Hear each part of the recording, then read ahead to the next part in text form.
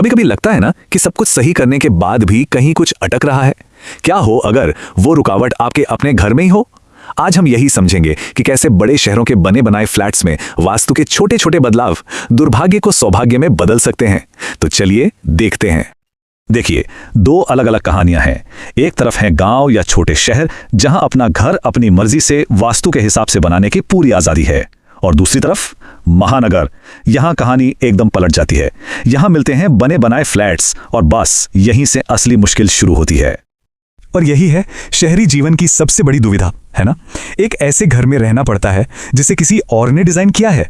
मतलब आप उसके बने बनाए ढांचे में, उसके लेआउट में पूरी तरह से बंध जाते हैं। मतलब घर का नक्शा कैसा हो, इसमें आपकी कोई राय नहीं चलती, और कोई बड़ी तोड़फोड़, कोई स्ट्रक्चरल चेंज करना तो भूल ही जाइए।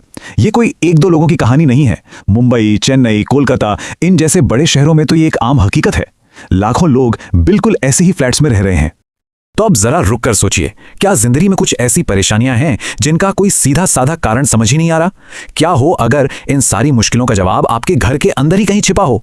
जैसे कारोबार में दिक्कतें, दिन रात मेहनत हो रही है पर वो रिजल्ट नहीं मिल रहा जिसकी उम्मीद थी।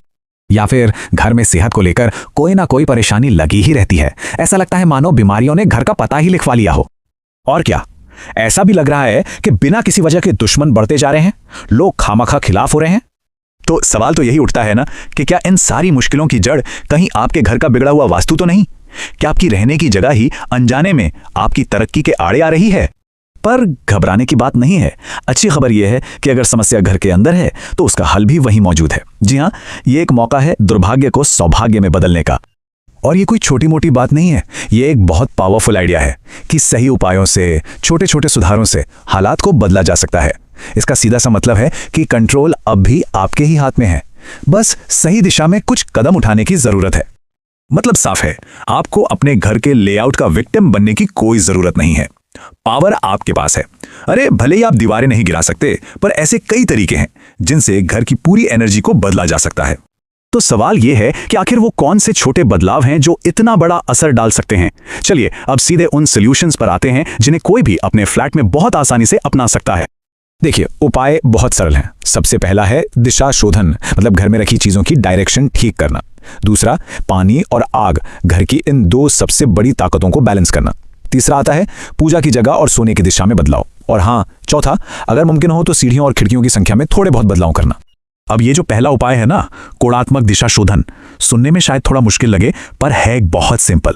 इसका सीधा सा मतलब है कि फ्लैट में जो जरूरी चीजें हैं उनकी दिशा और जगह में बस छोटे मोटे एडजस्टमेंट्स करना ताकि वो वास्तु के हिसाब से अलाइन हो जाएं। और ये इतना आसान हो सकता है जैसे अपने सोफे या बिस्तर की जगह बदल दी, या फिर घर में सामान रखने का तरीका थोड़ा ठीक कर लिया। तो आखिर में ये पूरी बात हम एक बहुत गहरे सवाल पर लाकर छोड़ देती है कि हम जिस जगह पर रहते हैं वो हमारी जिंदगी पर कितना कंट्रोल रखती है।